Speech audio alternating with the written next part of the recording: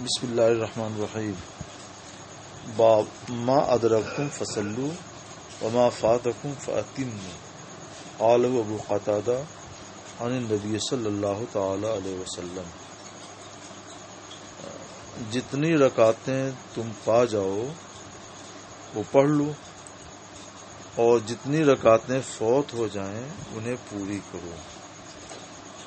یہ بات ابو قتادہ رضی اللہ تعالی عنہ نے کہی نبی کریم صلی اللہ تعالی علیہ وسلم کے حوالے سے. اس سے پہلے جو سبق گزرا ہے اس میں ابو قتادہ عن ابی یہی حدیث ہے، ما ادرکتم فصلوا وما فاتکم فاتموا. مجھے یاد آیا کہ اس مسئلے میں امام اعظم امام شافعی رحمۃ اللہ علیہ کے درمیان اختلاف ہے. یہ مسئلہ مسبوق کا ہے. مسبوق اس مقتدی کو کہتے ہیں جو جس کی شروع کی ایک یا چند رکعتیں فوت ہو جائیں اور آخر کی ایک یا چند رکعتیں ملیں. امام کے سلام پھیرنے کے بعد جب وہ کھڑا ہو کر پڑھے گا تو وہ شروع والی نماز پڑھتا ہے کہ آخر والی نماز پڑھتا ہے. امام شافعی رحمۃ اللہ علیہ کا مسلک یہ ہے کہ آخر والی پڑھتا ہے، اور ہمارا مذہب یہ ہے کہ جو چھوٹی ہے وہ پڑھتا ہے. حدیث پاک کے الفاظ بھی یہی ہیں، ما فاتکم فاتموا، جو چھوٹ جائے یعنی جو رکعت فوت ہو جائے وہ رکعت پوری کرو. تو اس سے ثابت ہوا کہ جو رکعتیں چھوٹی ہیں جب وہ مسبوق کھڑا ہو کر پڑھتا ہے تو وہ انہی چھوٹی ہوئی رکعتوں کو پڑھتا ہے. اس مسئلے پر ہم نے الحواشی الجلیہ تعلیقات شرح مسلم میں گفتگو کی ہے. ابو ہریرہ عن النبی صلی اللہ علیہ وسلم قال، جب تم لوگ اقامت سنو فمشو الی الصلاۃ، تو نماز کے لیے چلو. فسعوا نہیں ہے، فمشو ہے، نماز کے لیے چلو. وعلیکم السکینۃ والوقار، اور اپنے اوپر سکون اور وقار کو لازم رکھو، یعنی سکون اور وقار کے ساتھ چلو. جلدی جلدی نہیں، نہ دوڑتے ہوئے نہ جلدی جلدی چلو. ولا تسرعوا، اور جلدی بازی نہ کرو، جلدی جلدی جلدی جلدی چل کر کے جماعت میں شریک ہو جاؤ. فما ادرکتم فصلوا، جو کچھ پا جاؤ وہ پڑھو امام کے ساتھ، اور جو چھوٹ جائے تو اسے پورا کرو. تو یہ حدیث ہماری دلیل ہے، اور یہ حدیث حضرت ابو قتادہ سے بھی مروی ہے اور حضرت ابو ہریرہ سے بھی مروی ہے. باب متى يقوم الناس اذا رأوا الامام عند الاقامہ، لوگ کب کھڑے ہوں جب اقامت کے وقت امام کو دیکھ لیں. اقامت کے وقت جب امام کو دیکھ لیں تو کھڑے ہوں. وہی ابو قتادہ کہتے ہیں کہ رسول اللہ صلی اللہ علیہ وسلم نے فرمایا، جب نماز کی اقامت کہی جائے، اقامت سے مراد اللہ اکبر اللہ اکبر، فلا تقوموا، تو کھڑے نہ ہو جایا کرو، حتی ترونی، یہاں تک کہ تم لوگ مجھے دیکھ لو. یعنی حتی ترونی اخرج من حجرتی، یہاں تک کہ تم لوگ مجھے اپنے حجرے سے نکلتا ہوا دیکھ لو. اس حدیث کا سبب نزول کیا ہے؟ امام نووی رحمۃ اللہ علیہ نے اس پر روشنی ڈالی ہے. آپ لوگ مسلم شریف میں جب یہ حدیث پڑھیں گے تو ان کی شرح کو پڑھ لیجئے گا. مجھے وہی بات یاد آتی ہے، آپ لوگ ایک بار ملا لیجئے گا کہ شروع میں 2 روز یا 3 روز ایسا ہوا کہ صحابہ حضرت بلال اذان تکبیر کہتے تو لوگ کھڑے ہو جاتے. جب ان کو اندازہ ہوتا سرکار آنے والے ہیں تو سرکار کے نکلنے سے پہلے تکبیر شروع ہو جاتی ہے اور وہ لوگ کھڑے ہو جاتے. پھر سرکار جاتے، 1 روز ایسا ہوا، 2 روز ایسا ہوا. تب سرکار صلی اللہ علیہ وسلم نے فرمایا، فلا تقوموا حتی ترونی، کھڑے نہ رہا کرو جب تک کہ مجھ کو دیکھو نہیں. یعنی جب تم لوگ مجھ کو دیکھ لو کہ میں حجرے سے نکل کر نماز کے لیے آ رہا ہوں تو تم لوگ کھڑے ہو. تو اس دلیل بنا لیا گیا کہ شروع سے کھڑے رہیں، نہیں، کئی صورتیں ہوتی ہیں، 5 یا 6 صورتیں حضرت ملک العلماء مولانا ظفر الدین رحمۃ اللہ تعالی علیہ نے بیان کی ہیں۔ رسالے کا نام ہے تنویر الفلاح عند القیام حی علی الفلاح یا حی علی الصلاح۔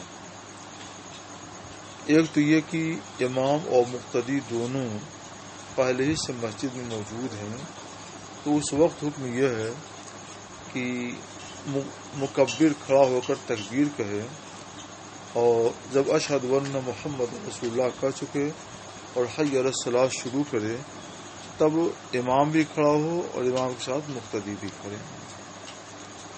اس میں ایک صورت یہ ہے کہ امام پیچھے سے آ رہا ہے تو جس صف سے آگے گزرے اس صف کے لوگ کھڑے ہو جائیں، یہاں تک کہ جب آخری صف میں آئے تو آخری صف کے لوگ کھڑے ہو جائیں، اس وقت تکبیر کھڑے ہو کر ہی سنی جائے گی۔ یہ 2 صورتیں۔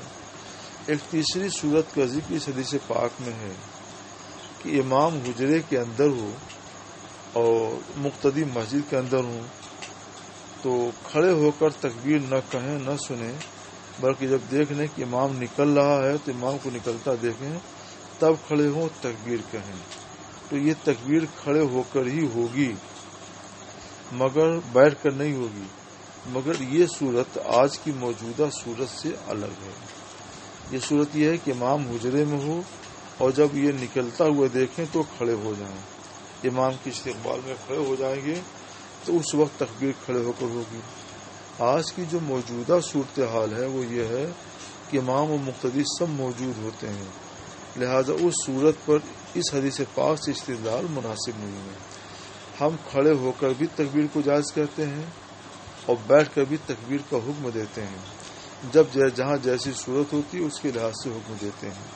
سرکار نے یہ کیوں فرمایا کہ جب تک تم لوگ مجھے نکلتا ہوا دیکھ نہ لو کھڑے نہ ہونا، تو اس حدیث کو یہ لوگ دلیل بنا لیتے ہیں کہ لہذا کھڑے ہو کر تکبیر کہی جائے، یہ بیجا ہے اور اس حدیث کے خلاف ہے۔ سرکار نے کیوں یہ فرمایا، اس میں ایک بہت بڑا راز ہے۔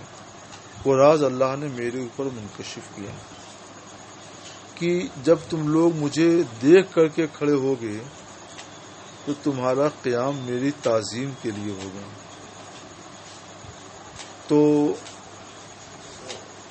اور عبادت کے لیے بھی ہوگا، تو تمہارا یہ قیام میری تعظیم کے لیے ہوگا، اور پہلے سے کھڑے ہو تو میری تعظیم کے لیے تمہارا قیام نہیں ہوگا۔ اس لیے سرکار نے فرمایا کہ بیٹھے رہو، اور جب میں نکلوں مجھ کو دیکھ لو کہ آ رہا ہوں، تب مجھ کو دیکھ کر تم لوگ کھڑے ہونا، تاکہ تمہارا یہ قیام میری تعظیم کے لیے ہو جائے۔ یہی چیز کچھ لوگوں کو اچھی نہیں لگتی ہے، تو وہ کہتے ہیں کہ پہلے سے بیٹھنے کی کوئی ضرورت نہیں ہے، کھڑے ہو کر تکبیر کو سنو اور تکبیر کہی جائے۔ تو وہ صورت ادب امام کے توقیر و تعظیم امام کے خلاف ہے، لہذا ہم اس کے قائل نہیں ہیں، ہم اسی قائل ہیں جو حدیث پاک سے ثابت ہے۔ باب لا یقوم الی الصلاۃ مستعجلا ولیقم الیہا بالسکینۃ والوقار، نماز کے لیے جلدی بازی میں نہ کھڑا ہو جائے کہ وضو کیا دیکھا جماعت کھڑی ہے تو جلدی جلدی چلتے ہوئے آ کر جماعت میں شریک ہو گئے، بلکہ نماز کے لیے سکون اور وقار کے ساتھ کھڑا ہو۔ اس کا مطلب کیا ہوا کہ سکون اور وقار کے ساتھ کب کھڑے ہوں گے؟ جب سکون اور وقار کے ساتھ آئیں گے، اور جب جلدی جلدی چل کر آئیں گے تو سانس پھول رہا ہوگا، گھبراہٹ ہوگی، بے اطمینانی ہوگی، اور جب کھڑے ہوں گے تو اس وقت بھی جب سانس چل رہا ہوگا تو کیا کہیں گے؟ اللہ اکبر، اور سانس چلتا بھی رہے گا، اسی میں جو ہے اللہ اکبر بھی کہیں گے، ثنا بھی پڑھیں گے، تو سکون اور وقار غارت ہو جائے گا۔ تو اس کا مطلب یہ ہوا کہ سکون سے چل کر آؤ تاکہ سکون سے اور وقار کے ساتھ نماز میں شامل ہو جاؤ۔ حدیث وہی ہے جو ابھی آپ پڑھ چکے، الفاظ ہم پڑھ دیتے ہیں۔ عبداللہ بن قتادہ عن ابی قال قال رسول اللہ صلی اللہ علیہ وسلم اذا اقیمت الصلاۃ فلا تقوموا حتی ترونی علیکم السکینہ۔ استدلال وہی ہے جو ہم نے بیان کر دیا۔ باب حل یخرج من المسجد لعلۃ، کیا کسی وجہ سے مسجد سے نکل سکتا ہے؟ تو اس پر بحر شریعت وغیرہ میں تفصیل سے روشنی ڈالی ہے۔ عام حالات میں تو نہیں نکل سکتا۔ کوئی شخص مسجد میں ہے اور اذان ہو گئی تو مسجد سے نہ نکلے، جماعت کے ساتھ نماز پڑھے، اس کے بعد سب کے ساتھ باہر نکل جائے۔ لیکن کبھی کبھی کچھ عذر ہوتا ہے باہر نکلنے کے لیے، مثلا جو مسجد میں ہے وہ کسی دوسری مسجد کا امام ہے تو مجبوری ہے کہ اپنی مسجد میں امامت کے لیے جائے، یا کسی دوسری مسجد کا مؤذن ہے جہاں 15 منٹ کے بعد اذان ہوگی تو اب وہ یہاں سے نکلے گا اور اس کے لیے اجازت ہے کہ نکل کر جائے اور وہاں جا کر کے وقت سے اذان دے، یا اس کو پیشاب کی حاجت ہو گئی یا بیت الخلاء کی حاجت ہو گئی، تو یا اس کو ریا خارج ہی کرنے کی حاجت ہے، وہ جانتا ہے کہ ریا میں بدبو ہے تو اسے حکم ہے کہ مسجد کے باہر جائے اور ان ضرورتوں کو پوری کر لے۔ تو یہ سب ضرورتیں ایسی ہیں کہ جن کے لیے مسجد سے باہر نکلنے کی اجازت ہے۔ ایسا کوئی عذر نہ ہو تو حکم ہے کہ مسجد سے باہر نہ جائے اور مسجد کے اندر رہے۔ یہاں جو حدیث پیش کر رہے ہیں اب اسے دیکھیے۔ اچھا، یہ حدیث آپ پہلے پڑھ چکے اور اس پر میں نے تفصیل سے روشنی بھی ڈال دی تھی۔ سرکار علیہ الصلوۃ والسلام جب تکبیر ہو گئی، صفیں درست ہو گئیں، مصلی پر کھڑے ہو گئے اور صحابہ انتظار کرنے لگے سرکار اب اللہ اکبر کا کر تریمہ باندھے، تو آپ وہاں سے واپس ہو گئے، فرمایا اعلی مکانکم، اپنی جگہ پر ٹھہرے رہو۔ سرکار گئے غسل کیا، جلدی غسل کر کے آئے تو صحابہ فرماتے ہیں فمکثنا علی حیاتنا، ہم لوگ اپنے حال پر ٹھہرے رہے یہاں تک کہ سرکار ہمارے پاس آئے تو ینطف راسہ معا، آپ کے سر سے پانی ٹپک رہا تھا، اس حال میں کہ آپ غسل کر کے آئے تھے۔ اس کا مطلب کیا ہوا؟ سرکار علیہ الصلوۃ والسلام کو جنابت تھی اور آپ پر غسل فرض تھا، نماز کی جگہ میں کھڑے ہو گئے، تب یاد آ گیا، اس لیے آپ گئے۔ تو اذان ہی نہیں، اذان ہونے کے بعد تکبیر بھی ہو گئی، سرکار مصلی پر کھڑے بھی ہو گئے، صحابہ انتظار بھی کر رہے ہیں، تب جب سرکار کو یاد آیا تو واپس گئے، غسل کر کے پھر واپس آئے۔ تو یہاں بھی دیکھو غسل کی ضرورت تھی، تو اس ضرورت کی وجہ سے باہر جانے کی اجازت ہوئی۔ یہ حدیث اس کے بعد بھی کسی نہ کسی عنوان سے آ سکتی ہے۔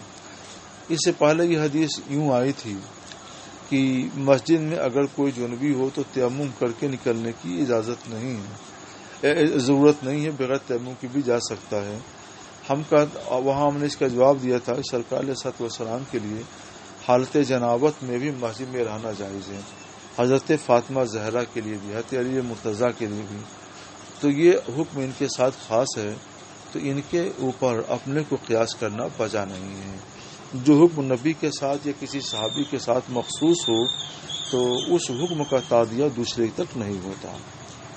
باب اذا قال الامام مکانکم، جب امام تکبیر کے بعد کہے کہ اپنی جگہ پہ ٹھہرے رہو یہاں تک کہ حتیٰ یرجع، یہاں تک کہ واپس آئے، اس وقت تک یہ لوگ انتظار کریں۔ حدیث یہی ہے جو بھی آپ نے پڑھی ہے۔ باب قول الرجل ما صلینا، آدمی یہ کہہ سکتا ہے کہ ہم نے نماز نہیں پڑھی۔ اس سے پہلے غزوہ خندق والی حدیث آپ نے پڑھی کہ عمر فاروق اعظم رضی اللہ تعالی نے عرض کی یا رسول اللہ، آج تو ان لوگوں نے ایسا مشغول رکھا کہ میں عصر پڑھ ہی نہیں سکا، تو اور ہماری نماز عصر فوت، ما صلیتها، نہیں پڑھ سکا۔ تو یہ حدیث گزر چکی ہے اور اس کی تشریح بھی ہو چکی ہے۔ باب الامام تعرض له الحاجہ بعد الاقامہ، امام کو اقامت کے بعد حاجت پیش آ جائے تو وہ ٹھہر سکتا ہے۔ یہ نئی حدیث آ رہی ہے۔ انس کہتے ہیں نماز کی اقامت ہو گئی اور نبی کریم صلی اللہ علیہ وسلم مسجد کے کنارے ایک شخص سے سرگوشی کر رہے تھے، یعنی خفیہ، یعنی آہستہ آہستہ چپکے چپکے بات کر رہے تھے۔ نماز کے لیے آپ نہیں کھڑے ہوئے یہاں تک کہ لوگ سو گئے، یعنی گفتگو وہ صاحب اتنی دیر تک کرتے رہے کہ جب سرکار مسجد میں آئے تو اس وقت لوگ سو چکے تھے، اس وقت آپ نے نماز پڑھی۔ اس سے یہ معلوم ہوا کہ اگر حاجت پیش آ جائے اقامت کے بعد، مگر وہ ضرورت حاجت شرعی ہو تو اجازت ہے کہ اور بعد میں اگر مؤخر کرتا ہے تو حاجت فوت ہو سکتی ہے، تو وہ حاجت پوری کر لے، حاجت شرعی، اور اس کے بعد نماز پڑھے۔ چونکہ نماز کا وقت تو بہت طویل ہے، اس لیے وہ ایسا کر لے۔ آج کے زمانے میں یہ سب کام تھوڑا سوچ کر کرنا چاہیے، کیونکہ اگر اتنی دیر کریں گے تو مقتدی گھبرا جائیں گے اور پتہ نہیں کیا کیا کہنا شروع کر دیں گے۔ اس لیے جو حاجت ہو اس کو موقوف کر کے نماز پڑھا لے جلدی، اور نماز پڑھا کر سنتیں موقوف کر کے جا کر اپنی حاجت پوری کرے، جس کی گفتگو کرنی ہے، اس کے بعد سنتیں پڑھیں۔ باب الکلام اذا اقیمت الصلاۃ، جب نماز کی اقامت ہو جائے تو گفتگو کر سکتا ہے جبکہ حاجت ہو۔ حدیث یہی ہے جو بھی آپ نے سنی۔ ثابت بنانی سے میں نے اس آدمی کے بارے میں پوچھا جو نماز کی اقامت کے بعد گفتگو کرے، تو انہوں نے مجھ سے بیان کیا کہ انس بن مالک نے فرمایا اقیمت الصلاۃ فاراد النبی صلی اللہ علیہ وسلم رجل، نماز کی اقامت ہو گئی، پھر نبی کریم صلی اللہ علیہ وسلم کے سامنے ایک آدمی آ گیا اور اس نے حضور کو روک لیا نماز کی اقامت کے بعد۔ سرکار یوں نہیں ٹھہرتے، وہ کوئی بہت ضروری گفتگو رہی ہوگی تو اس موقع سے سرکار علیہ الصلوۃ والسلام نے ان کو وقت دے دیا۔ نماز کے لیے گنجائش ہے، اور انہوں نے جو بات پوچھی اس میں اتنی گنجائش نہیں تھی۔ تو کبھی کبھی ہم لوگوں کے ساتھ ایسا موقع، ایسا معاملہ پیش آ جاتا ہے۔ مثلا ہم دارالفتہ بیٹھ کر ایک فتویٰ لکھ رہے ہیں، وہ فتویٰ ہم 2 روز بعد بھی جاری کر سکتے ہیں، لیکن ہم نے آج ہی شروع کر دیا۔ تب تک کوئی ایک آدمی آیا اور اس نے نماز کا مسئلہ پیش کر دیا کہ نماز اس وقت پر پڑھی جائے گی، نماز فاسد ہو۔ تب ایسے موقع سے ہم پہلا فتویٰ روک کر کے فساد نماز کا مسئلہ بتاتے ہیں تاکہ وہ نماز دہرائے۔ اگر ہم نہیں بتائیں گے کہ فتویٰ مکمل کر کے بتائیں گے اور اس دوران کی اس کی روح پرواز کر گئی، تو ایسی صورت میں اس کے ذمہ ایک نماز باقی رہ جائے گی۔ اور کبھی ایسا بھی ہو سکتا ہے کہ ہم نے فتویٰ روک کر کے اس کی بات سنی، جب تک ایک ایسا سوال آ گیا جس کے تعلق ایمان و کفر سے تھا، تو اب اس کو بھی روک کر پہلے ایمان و کفر کا مسئلہ حل کر کے اس کو بتائیں گے، اس کے بعد نماز والے کو بتائیں گے، اس کے بعد جو لکھ رہے تھے اس کو بتائیں گے۔ تو اہم فل اہم کے لحاظ سے کام کیا جاتا ہے۔ یہاں بھی وہی بات تھی کہ سرکار علیہ الصلوۃ والسلام نے دیکھا کہ اس شخص کی بات سننا اور جواب دینا زیادہ اہم ہے، نماز تو ہم کچھ دیر کے بعد بھی پڑھ سکتے ہیں، تو ایسا اہم فالہم کا مسئلہ آ جائے تو تاخیر کر سکتے ہیں۔ مگر آج کے زمانے میں حالات دیکھ کر کے ہی گفتگو کرنا چاہیے۔ باب وجوب صلاۃ الجماعہ، جماعت کی نماز واجب ہے۔ اس کے بعد کیا ہے؟ قال الحسن، امام حسن بصری کہتے ہیں ان منعتہ امہ عن العشاء، اگر کسی کی ماں نماز عشاء سے یعنی نماز عشاء کی جماعت سے روکے، شفقت کی وجہ سے، یعنی یہ کہ مثلا ٹھنڈی رات ہے، تم کو تکلیف ہو جائے گی، یا بارش ہوئی ہے، کیڑے مکوڑے تکلیف پہنچا سکتے ہیں، یہی نماز پڑھ لو عشاء کی، اندھیری رات ہے، تو فرماتے ہیں لم یؤتی ہے، ماں کی بات نہ مانے اور جماعت واجب ہے، لہذا جماعت میں شرکت کرے۔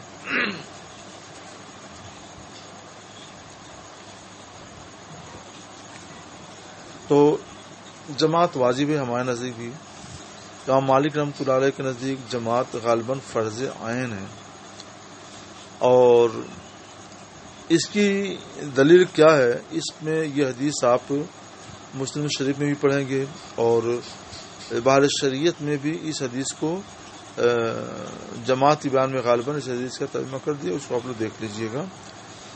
اس میں آخر کے الفاظ یہ ہیں والذی نفسی بیدہ، لو کیا ہے؟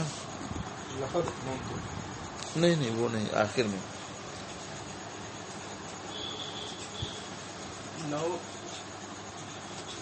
لو علم احدهم انه یجد عرقا سمینا او مرماتین حسرتین لشهد العشاء، عرق کہتے ہیں ہڈی کو، سمین گوشت سے پر، ایسی ہڈی جو جس پر گوشت چڑھا ہوا ہو، گوشت ہو. میرمات یہ گوشت سے پر کھر یا کیا کہتے ہیں پایا. تو سرکار فرماتے ہیں کہ اگر یہ منافقین کے بارے میں ہے کہ اگر ان کو یہ معلوم ہو جائے کہ انہیں گوشت سے پر ہڈی ملے گی، جماعت میں شریک ہوں گے تو گوشت سے پر ہڈی ملے گی، یا 2 اچھے پائے مل جائیں گے، یا 2 اچھی کھر مل جائے گی، تو لشہد العشاء، تو نماز عشاء کے لیے یہ حاضر ہوتا. تو یہ صفت جو منافقین کی ہی ہے. تو ان کے لیے سرکار نے فرمایا کہ یہ ایسا کرتے. تو یہ حالانکہ نماز با جماعت کا جو ثواب ہے وہ اس سے بہت زیادہ ہے، اس لیے ضرور حاضر ہونا چاہیے. باب فضل صلاۃ الجماع، نماز جماعت کی فضیلت کا بیان. اسود کہتے ہیں کیا کان الاسود، حضرت اسود کی جماعت چھوٹ گئی تو ذهب الی مسجد آخر، دوسری مسجد میں چلے گئے. تو حکم یہی ہے کہ اگر ایک جماعت کی مسجد چھوٹ گئی اور یہ معلوم ہو کہ دوسری کی جماعت 15 منٹ یا 20 منٹ کے بعد ہے، قریب ہے، پہنچ سکتے ہیں، تو وہاں جا کر جماعت سے نماز پڑھی.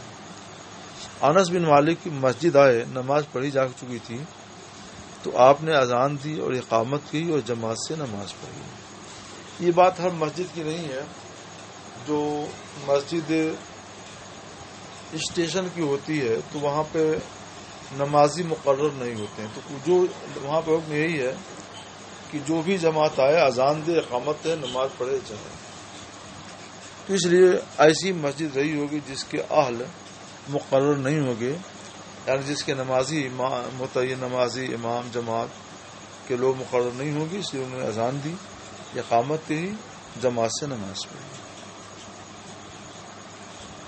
اور سنیے، ابو سعید خدری سے روایت ہے کہ انہوں نے نبی کریم صلی اللہ تعالی علیہ وسلم سے سنا کہ جماعت کی نماز تنہا کی نماز سے 25 درجے زیادہ ہے. اور اس کے بعد والی حدیث میں بھی یہی ابو ہریرہ کہتے ہیں کہ رسول اللہ صلی اللہ تعالی علیہ وسلم نے فرمایا کہ جماعت کے ساتھ مرد کی نماز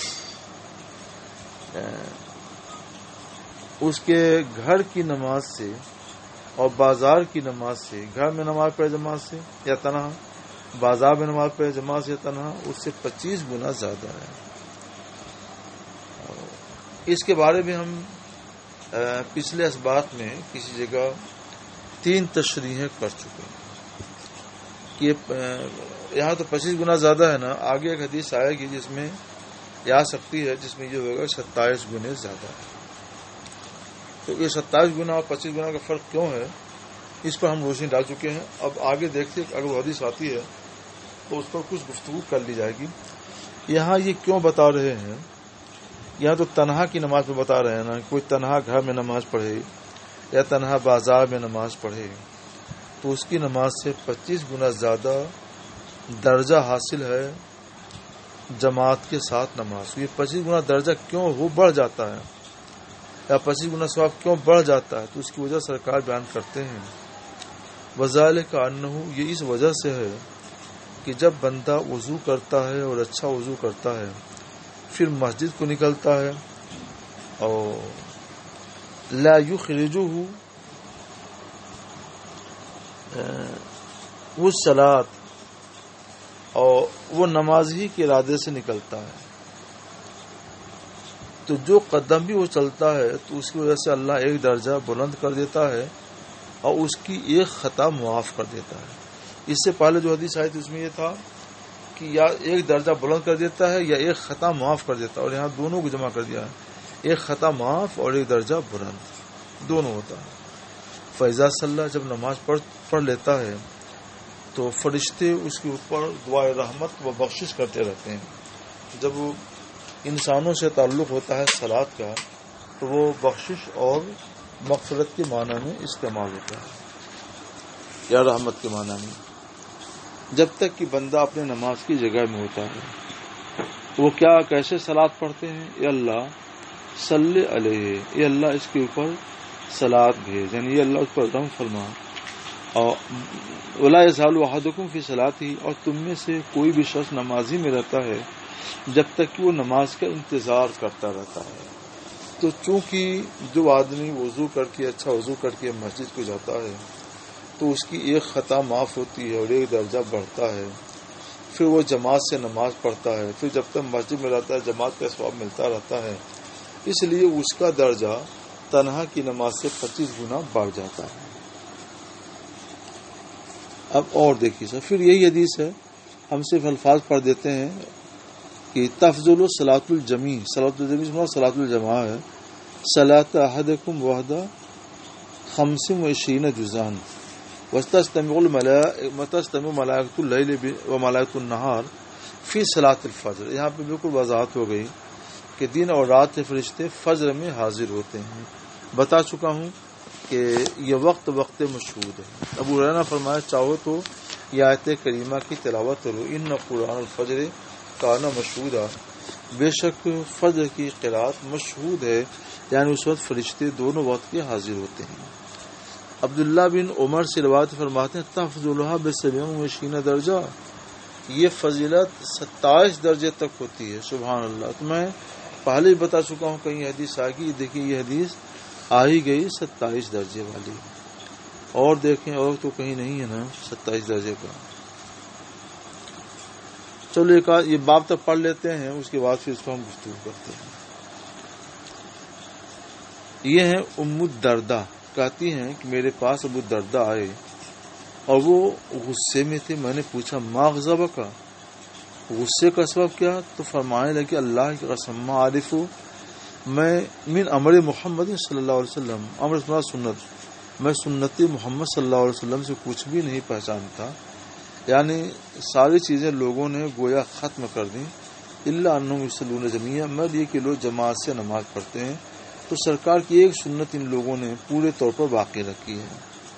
ابو بردہ اور نبی موسیٰ قال قال نبی صلی اللہ علیہ وسلم اعظم الناس اجرا فی الصلاۃ، نماز میں سب سے زیادہ اجر اس کو ملے گا جو سب سے زیادہ دور کا ہو، پھر اور زیادہ دور کا ہو، مسافت ممشن مسافت راہ سے، اور جو نماز کا انتظار کرتا ہے یہاں تک کہ امام کے ساتھ پڑھتا ہے تو اس کا اجر اس سے زیادہ ہے جو نماز پڑھ کر تنہا نماز پڑھ کر کے سو رہتا ہے۔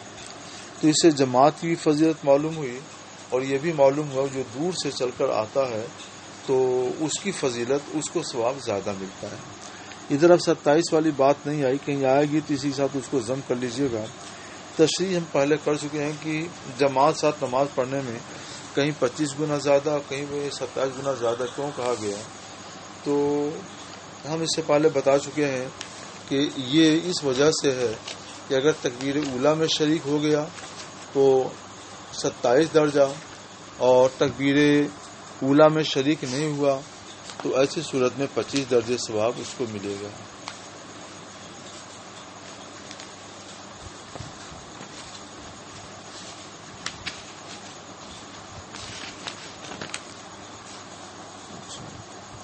دوسری وجہ میں نے یہ بتائی تھی کہ وقت مستحب میں جماعت ہو تو 27 گنا زیادہ ثواب ملے گا، اور وقت جواز میں ہو تو 25 گنا ثواب ملے گا۔ تیسری وجہ یہ بتائی تھی کہ صفوف میں وصل ہو، تسویہ ہو، اتمام ہو تو 27 گنا ورنہ 25 گنا ثواب ملے گا۔ ان باتوں کو میں نے ایک مرتبہ بیان کر دہرا دیا ہے، اب آپ لوگ اس کو یاد رکھیے گا۔ باب فضل التہجیر الی الظہر،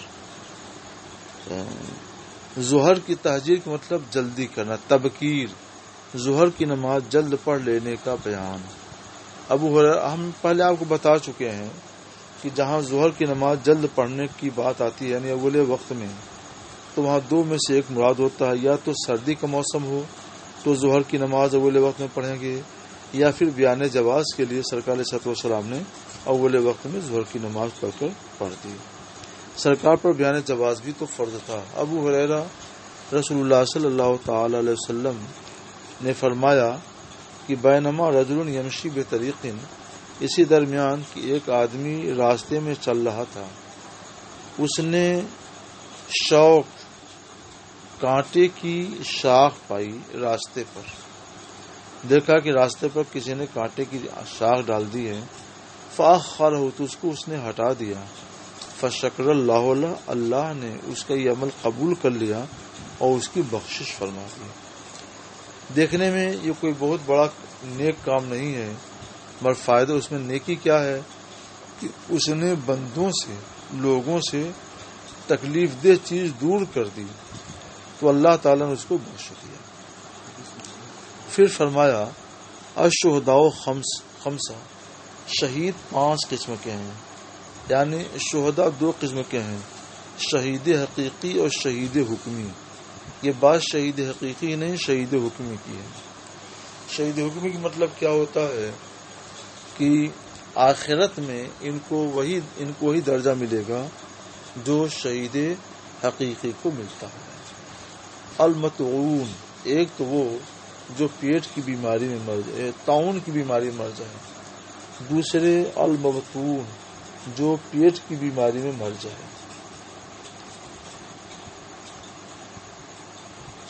اچھا، اور پیٹ کی بیماری مثلا دست آنے لگا اور دست اتنا زیادہ آیا کہ وہ مر گیا۔ والغریق، اور جو ڈوب تو مر جائے۔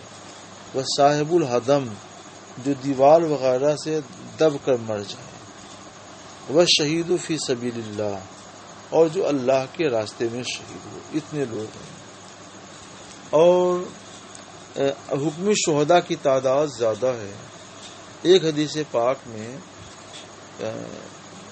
جو ذات الجنب کی بیماری میں مرے اس کو بھی شہید بتایا گیا۔ ذات الجنب یہ نمونیا کی بیماری ہوتی ہے۔ یہ میں خاص طور پر اس لیے بتا رہا ہوں کہ آج کل جو کورونا وائرس کی بیماری چلی ہے، یہ بیماری دراصل نمونیا ہی کی بیماری ہے۔ پہلے جو نمونیا ہوتا تھا تو وہ کنٹرول میں تھا، اس کا علاج ہو جاتا تھا، اور آج کی یہ نمونیا اتنا زیادہ شدید ہو جاتا ہے کہ کنٹرول سے باہر ہو جاتا ہے۔ اس لیے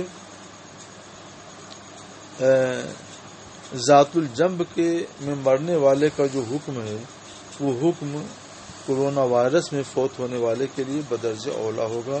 وہ شہید ہوتا ہے تو یہ بدرجہ اولا حکم شہید قرار پائے گا۔